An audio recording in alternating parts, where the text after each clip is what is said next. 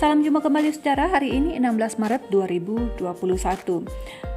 Waktu Musa menyerahkan tonggak perjuangan lanjutan kepada Yosua kemudian menuntun orang Israel untuk memasuki tanah Kanaan. Nah, ketika mereka memasuki tanah Kanaan, ada sebuah kota besar yang harus dihancurkan oleh mereka. Dalam rangka mereka bisa menduduki dan masuk ke dalam tanah perjanjian. Kota itu namanya Yeriko. Waktu Musa memimpin umat Israel, mereka sangat taat. Tuhan bilang begini-begini, caranya harus bagaimana, waktunya kapan, hari apa, berapa banyak. Seperti itu mereka sangat taat, dan akhirnya karena ketaatan itu mereka menaklukkan Jeriko.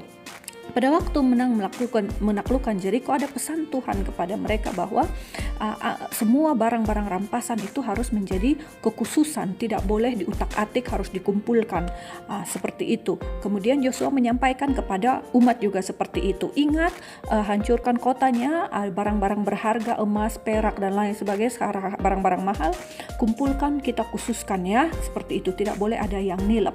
Nah, namun salah seorang di antara mereka yang namanya Akan, dalam perikop ini, yang akan menjadi perenungan kita nanti di Yosua 7, dia ngambil ada jubah yang mahal dan beberapa shikal uang. Nah, menurut dia mungkin hal ini adalah hal yang kecil saja dibandingkan dengan hasil rampasan yang begitu besar. Nah, pertempuran mereka berikutnya, mereka pergi ke kota yang sangat kecil namanya Ai dibandingkan dengan Jeriko yang begitu luar biasa. Logikanya Jeriko saja bisa mereka menangkan, apalagi Ai. Ternyata saudara, tidak seperti itu. Mereka kalah, dan bahkan ada sekitar 30-an orang lebih yang harus meregang nyawa di kota yang kecil itu. Pertempuran melawan kota yang kecil itu. Mereka bertanya-tanya, kok bisa kita kalah dan lain sebagainya. Lalu Tuhan menunjukkan kepada mereka, kalian tidak taat gitu loh. Kalian tidak taat. Ada orang di antara kalian yang tidak setia. Itulah Akan itu. Si Akan itu.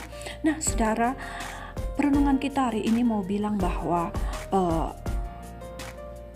mungkin kita merasa hal itu adalah hal yang kecil saja. Dosa ini dosa yang kecil saja.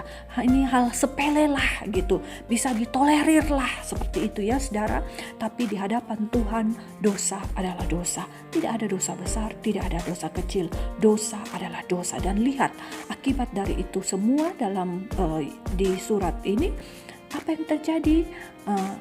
Banyak orang menjadi korban gitu loh. Sekalipun kita pikir hal ini hal sepele, hal ini hal yang enteng lah dan lain sebagainya, banyak orang bisa menjadi korban karena ketidaktaatan kita itu, karena pelanggaran kita itu, tidak hanya diri kita tapi bahkan orang lain.